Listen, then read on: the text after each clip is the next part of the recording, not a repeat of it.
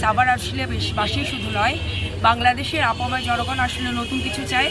বাংলাদেশের আপামর জনগণ 54 বছরের যে বাংলাদেশের পরিস্থিতি, যে রাজনৈতিক বাস্তবতা বিরাজ করেছে, সেই জায়গায় একটা বড় ধরনের পরিবর্তন চায়। আমি দিলশানা পারুল যে রাজনীতি করে এসেছি, আমাদের এনসিপির যে রাজনীতি এবং আমাদের 11 দলীয় ঐক্যজোটের যে কমিটমেন্ট, সেটা সর্বতোভাবে আমাদের হচ্ছে বাংলাদেশে পরিবর্তনের রাজনীতির কথা বলে, বাংলাদেশে নতুন রাজনীতির কথা বলে। আর সুনির্দিষ্টভাবে সাভার আশুলিয়ায় আমি ব্যক্তিগতভাবে কিছু রাজনৈতিক প্রস্তাবনা দিয়েছি, কিছু রাজনৈতিক প্রতিশ্রুতি দিয়েছি। সেই কারণেই তারা আমাকে ভোট দেবেন। সাধারণ জনগণের অসাধারণ সাড়া পাচ্ছি একজন নারী প্রতিনিধি হিসেবে, এবং হচ্ছে কি আমাদের 11 দলীয় জোটের প্রতিনিধি শাপলাকুলি মার্কা সেই হিসেবে।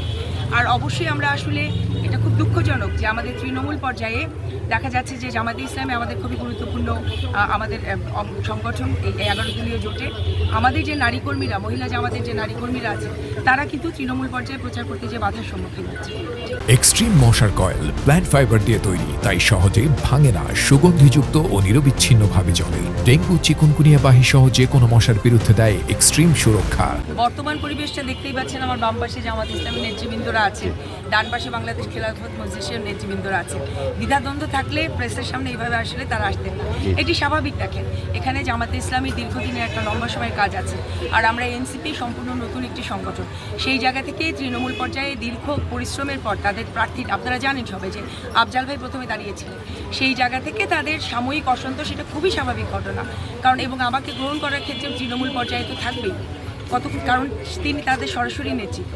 কিন্তু ইনশাল্লাহ এটা একটা মাশাল্লাহ দিলে আমরা সেই সমস্ত সমস্যা সংকট ওভারকাম করে আজকে এখানে এতদূর পর্যন্ত আসতে পেরেছি।